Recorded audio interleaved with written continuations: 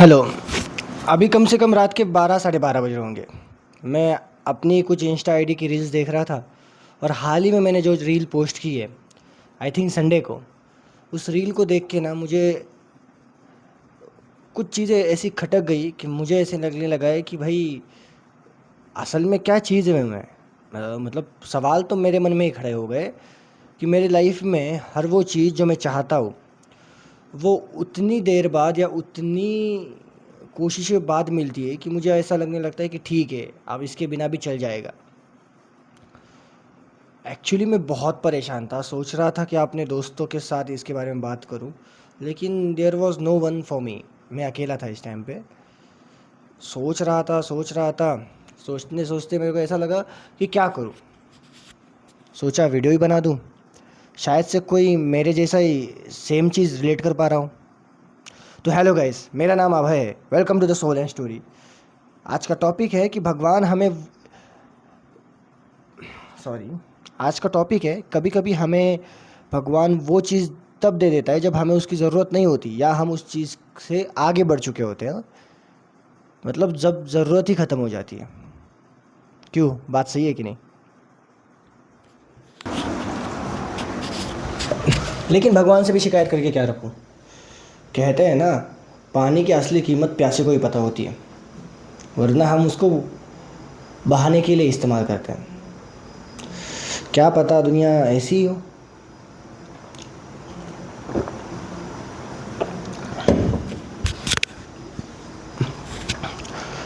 आपको पता है कि मुझे ना भगवान ने हर वो चीज़ दी है जो मुझे चाहिए, लेकिन वो चीज़ पाने के लिए ना मैं इतना रोया हूँ, इतना तड़पा हूँ कि भगवान ने ना, मुझे ऐसा लगता था कि एक टाइम ऐसा आता था कि मुझे वो चीज़ चाहता ही नहीं था कि ठीक है, नहीं चाहिए मुझे अब चीज़, इसके बिना भी मैं जी सकता हूँ। और जैसे मुझे ऐसा लगता था, भगवान वो चीज़ मुझे दे देता था। अब पॉइंट ये था कि भाई मुझे उन चीज़ों की ज़रूरत ही नहीं थी।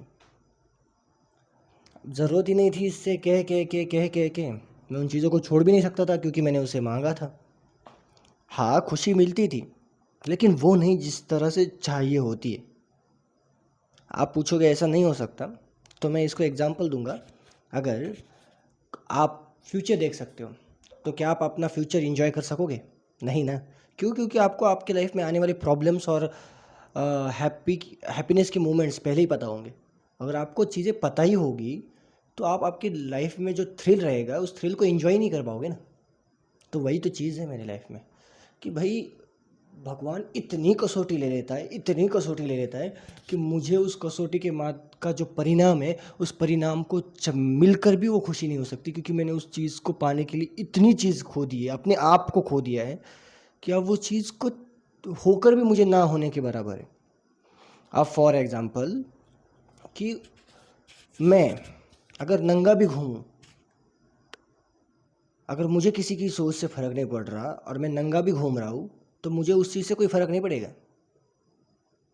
अगर मैंने सोच लिया कि मैं आज मर गया हूँ, मेरे लिए मेरे घर वाले मर गए हैं और मैं सड़क पे चल रहा हूँ, कोई मुझे आँख नहीं दिखा सकता, क्योंकि मैं किसी से डरूंगा ही नहीं ना, क्योंकि मैंने खुद को ही मार दिया है। और जब मैं खुद को ही मार दूंगा, अपना सबसे बड़ा डर ही आगे बढ़ जाऊंगा, तो मुझे दुनिया हार दे, क्या हराएगी? और वही पॉइंट है ना कि लेकिन ऐसा होता नहीं है। मैं हमेशा से कहता हूँ कि राजा के बेटे को मिट्टी के खिलौने चाहिए होते हैं और भिखारी के बेटे को सोने के खिलौने। बस हालात के ऊपर डिपेंड रहता है कि आदमी की सोच और उसकी प्रायोरिटाइज क्या होती है। लेकिन मुझे शिकायत, मैंने जैसे कहा कि मुझे शिकायत रहेगी भगवान से कि ऐसा क्यों होता है। बहुत ढूंढ रहा हूँ इस चीज़ का जवाब, लेकिन कभी कभी ऐसा लगता है कि क्या पता भगवान हमें कर्मयोग सिखा रहे हो। मतलब किसी भी चीज़ को पाकर भी उस चीज़ के माया में नहीं रहना। महाराष्ट्र में एक कहावत है कि गुंतूरी रंगात गुंतले, पाय राहिला पाहिजे मोकळा। कि भाई आप कितना भी किसी के फीलिंग्स में, किसी चीज़ को लेके आप कितना भी फंस जाओ, लेकिन आपका जब मन कहे ना कि इसमें से बाहर निकलना है, तो निकल आना चाहिए। ऐसा नहीं होना चाहिए कि आप वहाँ पे अटक जाओ। और ऐसा होता है। हाँ, इसका लिविंग एग्जाम्पल है हमारी माएँ। लिविंग एग्जाम्पल मतलब कोई कोई होता है ना, लेडीज़ का कैसा, कि कोई सिंगिंग में अच्छी होती है, कोई डांसिंग में अच्छी होती है, कोई पेंटिंग करने में अच्छी होती है, कोई अपने एजुकेशन में बहुत अच्छी होती है, लेकिन शादी होने के बाद वो अपने बच्चों के लिए ये सब कुछ छोड़ देती है और मरने तक वो अपने बच्चों के लिए, अपने परिवार के लिए कुर्बान होती है, चाहकर भी निकल नहीं सकती उस दलदल से, और उसी दलदल में फंसी रहती है। क्या पता भगवान मुझे उस तरह से नहीं रखना चाहता। भगवान मुझे ज़िंदगी की हर खुशी देगा, लेकिन वो मुझे उस खुशी की कीमत भी जताएगा। इसीलिए मैं अपने बाकी दोस्तों से अलग हूँ। जहाँ उनके लिए पैसा प्रायोरिटाइज में है, मेरे लिए प्यार है। दिखाओ आपको एक चीज़,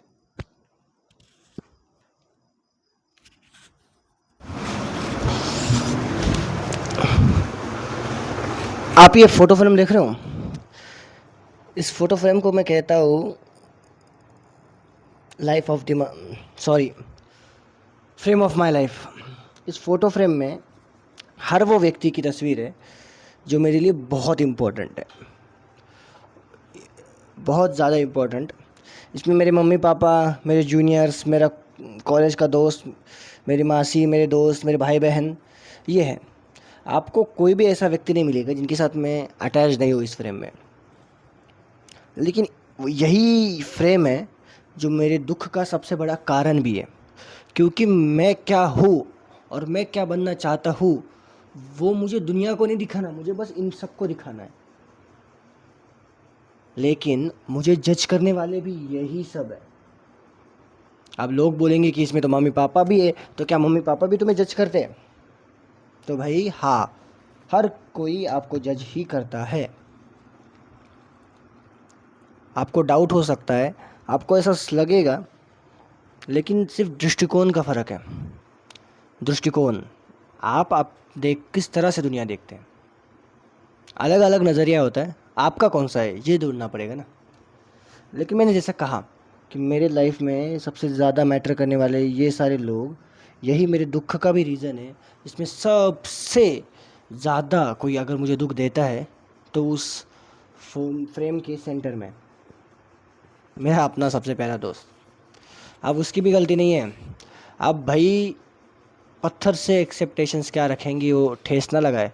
अगर मैं बोलूँ कि मैं अगर आग को गले लगाने जाऊँ और ये उम्मीद रखूँ कि वो मुझे जलाए ना, पत्थर के सामने सिर फोड़ने जाऊँ और उम्मीद करूँ कि पत्थर अपना तत्व छोड़ के मुझे अपना ले, पानी के ऊपर चलने के सपने देखूँ, तो गलती मेरी है ना। आई एम द चूतिया पर्सन इन दिस। तो भाई ये तो जस्ट हमने अभी देखा कि मेरी फ्रेम ऑफ लाइफ में जो लोग मेरे लिए इम्पोर्टेंट हैं, वो लोग एक्चुअल में मेरी लाइफ में दुख देने के भी कारण हैं। अब मैं उस चीज़ को कैसे एक्सेप्ट करूँ कि जो व्यक्ति चाहिए मेरी लाइफ में, वही व्यक्ति मेरे दुख का भी रीज़न है। अगर उन्हें हटा दूँ तो मेरी लाइफ में पेन ही क्या है। अगर किसी को एक्सेप्टेशन से मुक्त होना है तो पहले रिश्तों से मुक्त होना पड़ेगा। ये चीज़ गौतम बुद्ध ने कही थी, लेकिन इस चीज़ को समझने के लिए ना बहुत ज़्यादा मैच्योरिटी होनी ज़रूरी होती है।